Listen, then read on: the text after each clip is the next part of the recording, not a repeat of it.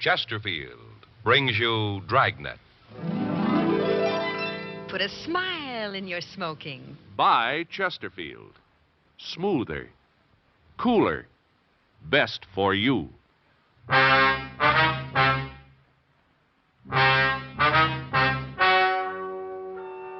Ladies and gentlemen, the story you are about to hear is true. The names have been changed to protect the innocent.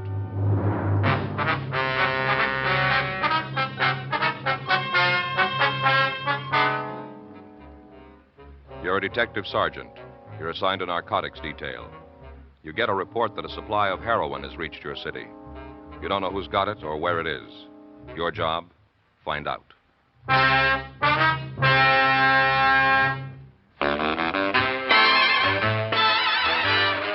Stop! Start smoking with a smile with Chesterfield. Smoother, cooler, milder Chesterfield. Put a smile in your smoking, just give 'em a try. Chesterfield's best for you. They satisfy. If you want tomorrow's better cigarette today, next time you buy cigarettes, stop. Remember, only Chesterfield is made the modern way with Accuray. You'll notice how fresh and good Chesterfield's made with Accuray taste, how smooth they are, and how they satisfy. So buy Chesterfield today. Best for you.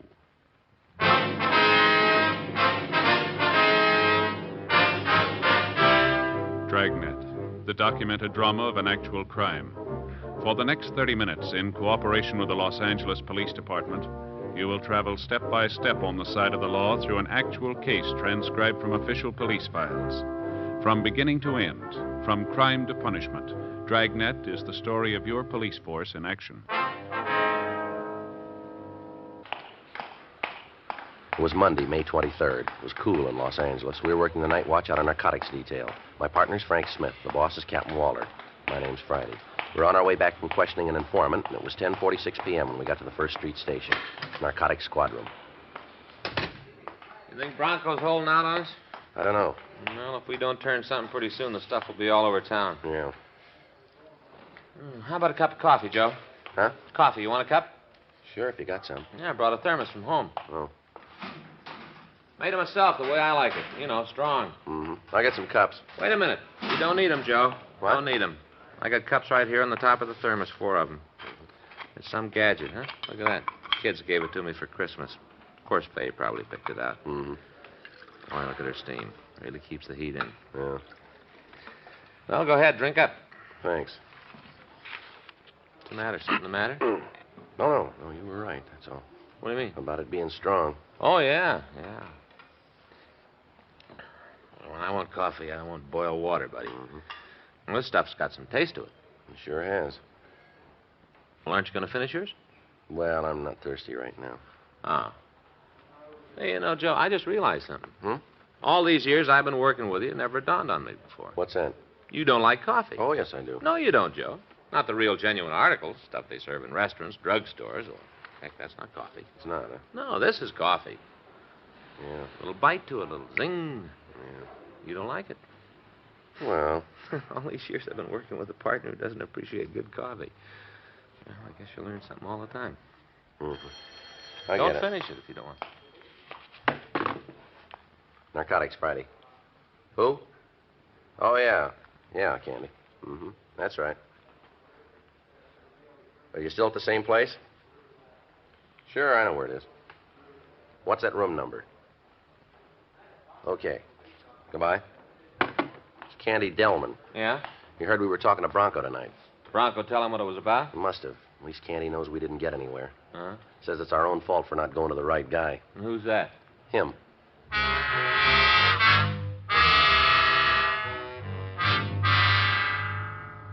Candy Delman was an informant who had served 3 sentences for violation of the State Narcotics Act. Since his release from prison, he had given police officers several leads to burglary and robbery suspects. Most of his leads had panned out. As far as we knew, Delman was no longer a narcotics user or pusher himself, but in the past he had always refused to give any information on the dope racket.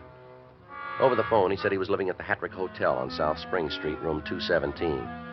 Frank and I left the office and drove out to talk to him. It was 11:22 p.m. when we got to the hotel, a dark, two-story building badly in need of repair. We went inside and started up the stairs to the second floor. Get back down here, both of you. Come on, start moving. What's the trouble, lady? Something the matter with your eyesight? No, I don't think so. Why don't you use it? Sign right here on the desk. Ring for the manager. No. Didn't hear no ring, did I? We didn't see any reason to bother you. It's my worry, ain't it? Sure. Bells are to be rung. And hearing it ain't what bothers me. It's guys like you sneaking in trying to get a free pad for the night. Take it easy, lady. We don't want to stay here any longer than we have to. Then what do you want? We just dropped by to see Candy. Who? Candy Delman. He lives here, doesn't he? He might. Well, A friend of yours? he's expecting us. How do yeah. I know? Well, why don't you ask him? Oh, sure. That's all I gotta do. Tramp up and down them stairs from morning till night. Call him to the phone. Give him messages. Done 'em for back rent. Well, I ain't making no extra trip on account of you. Well, you suit yourself. Just you wait a minute. I ain't said you could go upstairs. You claim to know Candy. What's his room number? 217. That's right, isn't it? Yeah, I guess so. Well, you be sure you let me know when you leave.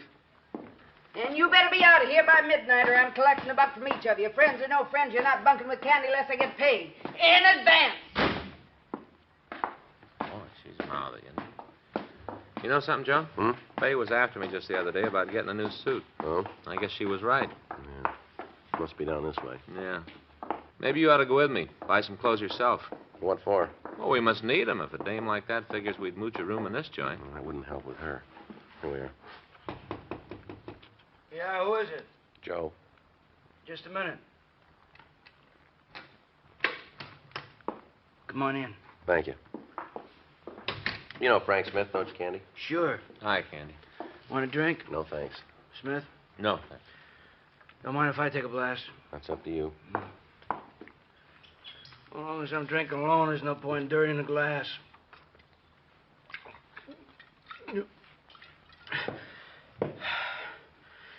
I guess maybe I'm turning into a lush, huh? Is that right?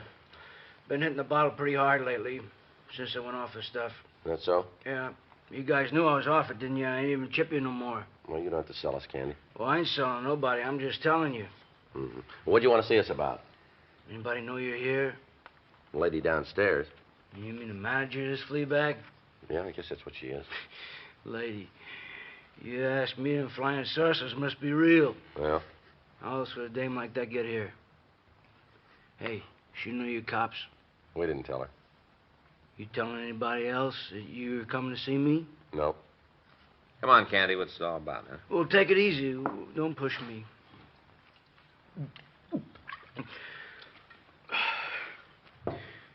Why don't you sit down? We're all right. You was talking to Bronco tonight, huh? Well, I bumped into him right after you shoved off. that's so. Yeah, asking a mule like him about H, boy, he's lucky if he can turn a couple sticks of tea. We're asking everybody. Didn't ask me. We figured it'd be a waste of time. I've helped you guys before. No, not when it came to the stuff, you didn't. Maybe this is different. Yeah. I always figured a guy gets hooked, that's his own business. He done it himself. Mm-hmm. That's his getting hurt, too, yours truly. Mm-hmm. I've been hooked 3 times, I don't know. Yeah, you should. Guy wants to kick it, it's up to him, too. Mm-hmm. And you can stick him in a joint, send him to the hospital. Maybe he'll get rid of the habit for a while, but if he wants to kick it for good, he's got to do it. Mm-hmm. Nobody else. It ain't easy either. Guy's own business is what happens. Whether he goes for a ride or gets off. All right, come on, Candy. What are you getting at here? Horse you're looking for, it ain't just going to guys, boy. You mean kids, too? Yeah. How do you know that? Fella asked me if I wanted to make a buy. I thought I was still shooting caps. What fella? Mm-mm. Come on, we'll stand in front of you, Candy. Well, you take it my way or you don't get it. That means no names. All right, give us the rest of it. Well, like I said, he asked me if I was interested in a buy, and I told him I wasn't. Yeah. He said that was okay with him. He had plenty of other customers. He cut a lot thinner for some of them. A pro like me, I might know the difference. Mm-hmm. Kids just offer the weed, they wouldn't care. He said he was only making me an offer as a favor, you know. Mm-hmm. Did you ever buy from him before? Well, look, Joe, just let me tell it, huh? Go ahead. Well, the way he talked kind of rubbed me the wrong way. Even when I was pushing, I never sold the kids. You know that. Mm. I ain't no saint. I never pushed no kids. It just didn't seem right. Yeah. So when I bumped into Bronco tonight and he told me that you guys were looking for H, well, I figured maybe I owed you a hand. Go ahead. Make you feel kind of funny? What? I never finked on a guy in a trade before. You know that. Well, you're out of it now, aren't you? Yeah, for now. You never know, Joe. 3 times, I've been down. You never know when it's going to happen again. I ain't making no promises, even to myself. Mm-hmm. That's why I ain't never copped out on anything like this before. Sort of like turning myself in. It's good age, too. It's Eastern. Yeah. It's been cut, but it's not too thin. The way he talked must have, 6, 8 ounces left. The rest of it's been sold. Yeah. He can cut a lot thinner if he wants to. It's dealing with kids. It don't matter, Yeah. Where do we find him, Candy? You ever hear of Walker Drive, Hollywood Hills? We can find it. Well, it's not much of a street. It's just 4 or 5 blocks, dead end. Hmm. Cuts off a Laurel before you get to Mulholland. Well, go ahead. That's it. Well, which house? I didn't say nothing about no house. Maybe he lives there, or maybe he's just going up to make a sale. I don't know. You think he's there now? I didn't ask him for no time schedule. Now, go on, beat it, will you? I want to get drunk.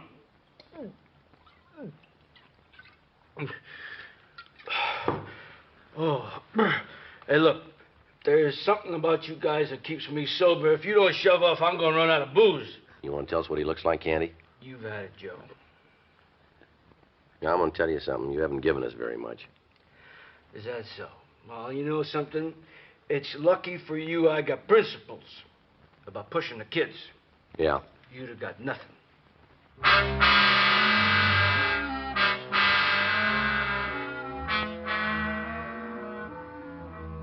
We continued to question Delman, but he refused to give us any further information. 11:46 p.m., Frank and I left the Hattrick Hotel, and we drove up into the Hollywood Hills. We turned off Laurel Canyon onto Walker Drive. The street was only 5 blocks long, and there were approximately 20 houses on it. 12:22 a.m., we pulled up at the corner of Walker and Laurel, where we'd be able to notice anybody who turned into or out of the drive. 1:06 a.m., a man approached a Chevy convertible parked across the street from us. We knew he'd walked down from one of the houses on Walker, but we hadn't been able to determine which one. He passed under a street lamp, and we recognized him as Sam Free, a known narcotics user and suspected peddler. Hold it, Sam. Huh? Right where you are. Hold it up. Oh, sure. Sure. Turn around, Sam. Put your hands against the side of the car. Yeah. He's clean. You guys know me. I don't carry nothing. Mm-hmm. Hey, what you doing in my pockets? I ain't got no gun. You said so yourself. Now, where the heck did that come from? Why don't you tell us? That's the stuff jar. This all you got, Sam? Well, is it? Yeah. You're coming up in the world, aren't you? What do you mean? A couple of months ago, all we had you pegged for was a user and a small-time pusher. It's a lot of H. Where'd you get it? Oh, now, you know better than that. You're in trouble, Sam. Okay, you found the stuff on me. That means I'm going to do some time. A lot of time. Well, whatever it is, I'd just as soon be in one piece when I come out. Who's the car belong to, Sam? What car? This one right here. Huh? You were getting into it, Sam. Was it? I'll give it a check. Okay. All right. It's my car, so what? I'll still check it. Who fed you? What? To where I was. You're not hard to find, Sam. Yeah? You've been looking for me over 3 weeks now. And so? Only you didn't know I was the guy you were after. Thank you. For what? For telling us when the H got into town. A lot of good it'll do. Mm-hmm. Another day I'd have been clean. You wouldn't have found none of it. Yeah? My own fault trying to get a good price. I should have taken what was offered. It's the real stuff, though. A man don't like to give it away. Mm-hmm. Joe. Got something? Yeah. Take a look in the back seat. Bunch of sweaters. Look like cashmeres. I bought them for my girl. It's her birthday. There must be some girl. Yeah. At least 40 sweaters there, Joe. Yeah? In all different sizes.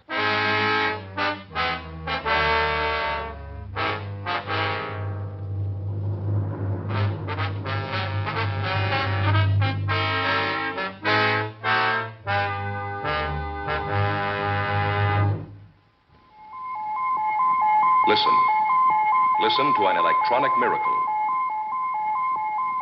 This electronic miracle, Accuray, means that everything from auto tires to apple pie, battleship steel to baby food, butter to cigarettes can be made better and safer for you.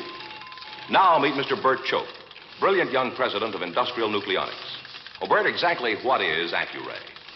Well, George, it is a device by which a stream of electrons passes through and analyzes the product while it is actually being made.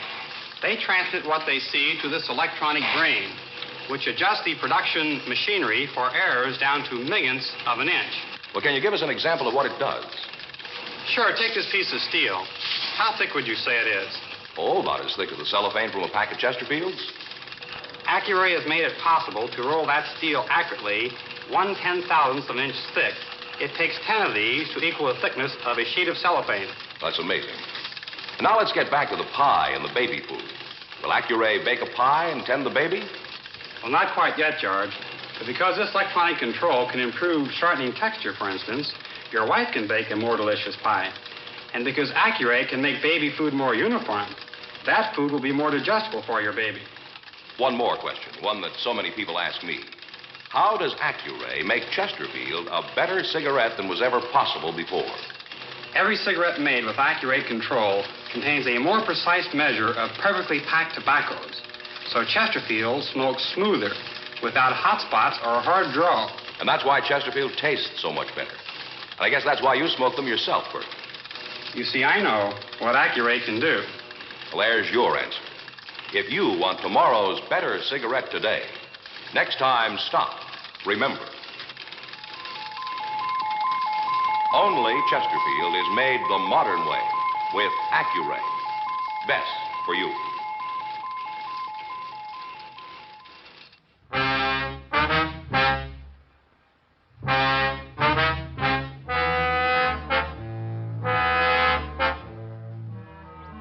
We took the suspect, Sam Free, down to the main jail, and we had him booked on possession of narcotics and suspicion of burglary.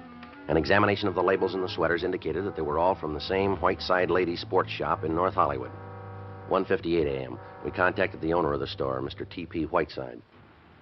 Yes, sir, that's right. If you would, we'd appreciate it. About 30 minutes? All right, sir, fine. Thank you. Goodbye.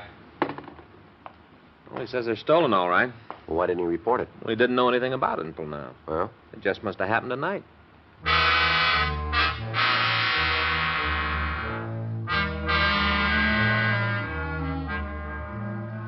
2:22 a.m. Frank and I met Mr. Whiteside at his sportswear shop on Lankershim Boulevard. At the rear of the building, we found a cut screen and a window that had been forced open.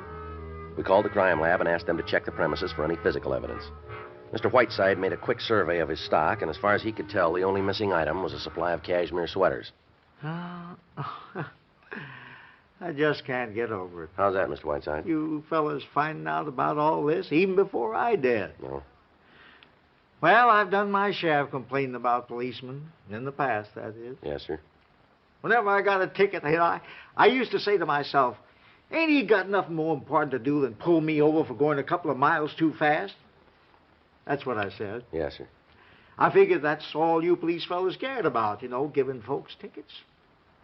Never seemed like you was paying no attention to the real crooks around town. Mm-hmm. Guess I owe you an apology. It's all right, forget it. No.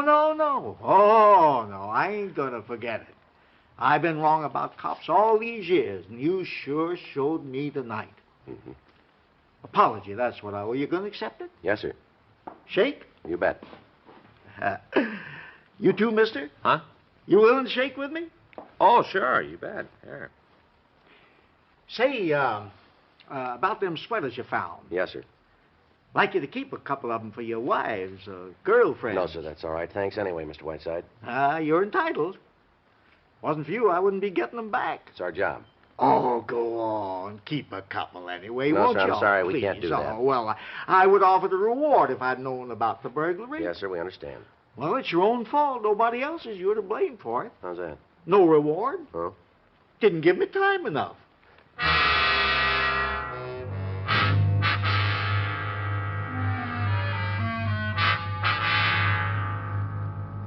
4:05 a.m. The crew from the crime lab reported that there was no physical evidence at the store. Frank and I went off duty. The next afternoon, May 24th, at 4:16 p.m., we checked our weapons at the booking counter of the city jail, and we asked to interview the prisoner, Sam Free. The booking sergeant told us he was in cell 104.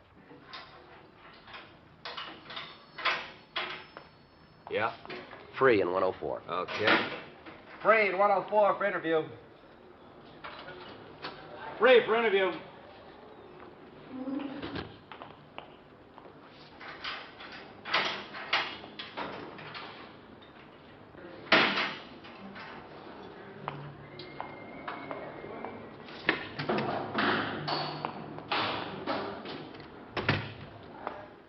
Sit down, Sam. Sure. You ready to do some talking? About what? The stuff. Where'd you get it? Now, look, we had it checked by the lab, Sam. Yeah? It isn't Mexican. It's from back east someplace. No kidding. Okay, I got it from back east. I sure don't want to louse up your scientific cats by saying different. Is that the way you want it on your report? Huh? Uncooperative? Ain't gonna make no difference what you guys put down. It might, Sam. Oh, look, you want a deal, I'll talk. Otherwise, forget it. We don't make deals, you know that. Huh? It's up to you. Now, look, this isn't your first fall, Sam. It's going to go hard with you. Maybe. No maybes.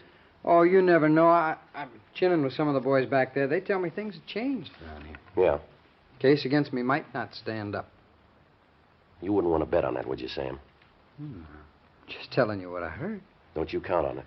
Yeah? Things haven't changed that much.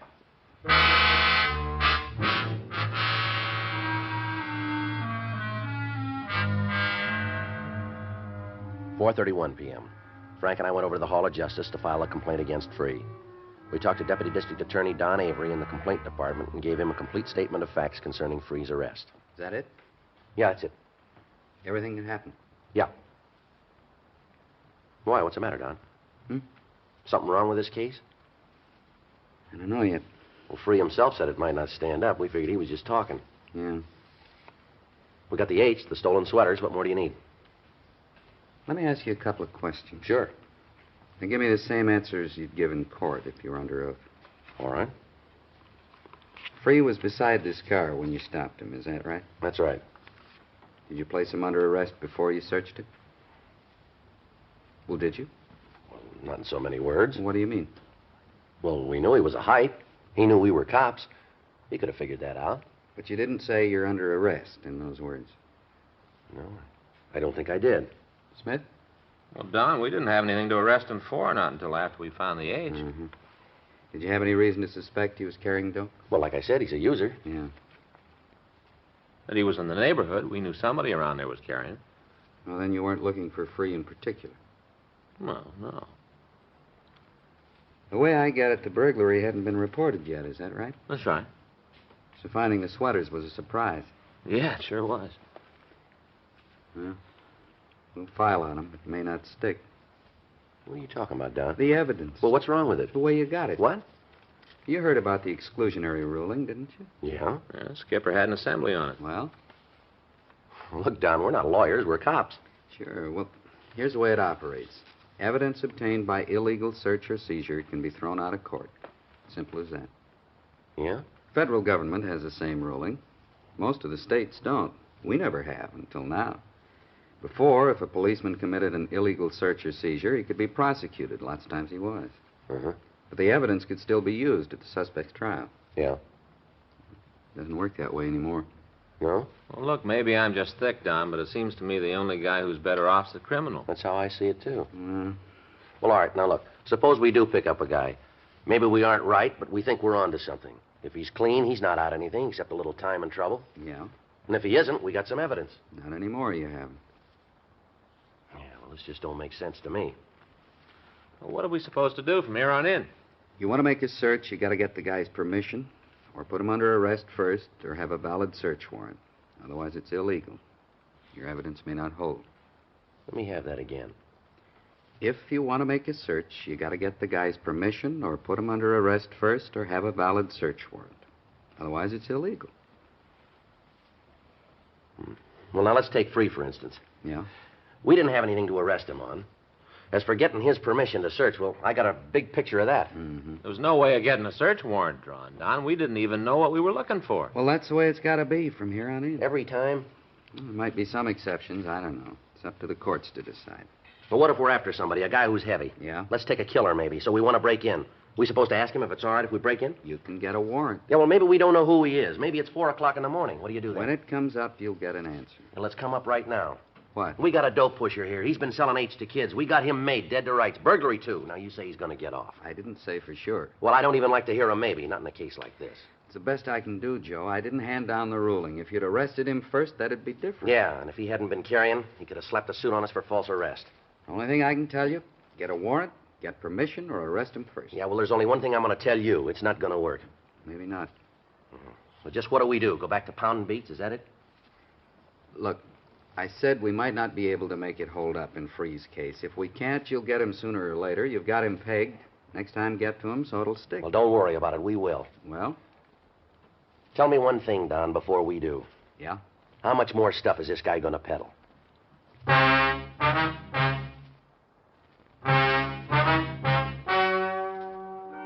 The story you've just heard is true. The names were changed to protect the innocent. On May 30th, the preliminary hearing was held in Division 4, Municipal Court, in and for the County of Los Angeles. In a moment, the results of that hearing. Now, here is our star, Jack Webb. Thank you, George Fenneman.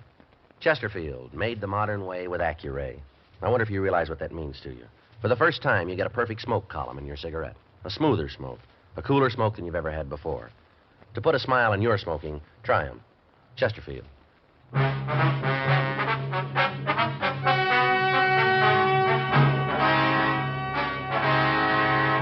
In the case of Sam Arthur Free, the court ruled that the evidence against him had been obtained by illegal search and seizure. The charges against the suspect were dismissed.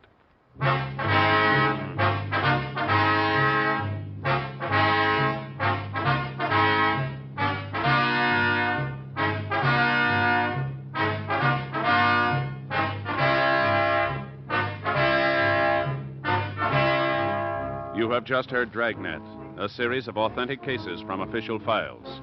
Technical advice comes from the Office of Chief of Police W.H. Parker, Los Angeles Police Department. Technical advisors Captain Jack Donahoe, Sergeant Marty Wynn, Sergeant Vance Brasher. Heard tonight were Ben Alexander, Virginia Gregg, Jack Crucian, Herb Ellis, Vic Rodman. Script by Frank Burt. Music by Walter Schumann. Hal Gibney speaking. Watch an entirely different Dragnet case history each week on your local NBC television station.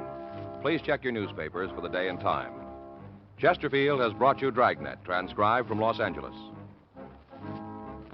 This is it, L&M filters. It stands out from all the rest. Miracle tip, much more flavor. L&M's got everything. It's the best. No other cigarette gives you L&M's assurance. Assurance that it is best. L&M's got everything. Superior taste, superior tobacco, superior filter. Buy L&M today. Most of you are Gunsmoke radio fans, and many of you have written to the makers of Chesterfield and L&M filters, asking them to put Gunsmoke on television, too. Here's the good news. Gunsmoke is going on TV starting Saturday night, September 10th. If you enjoy Gunsmoke on radio, we're sure you'll go for Gunsmoke on TV. Now, television will have an authentic adult Western, the Gunsmoke you know on radio. Remember, Saturday night, September 10th, Gunsmoke on TV. Check your local listings for time and station.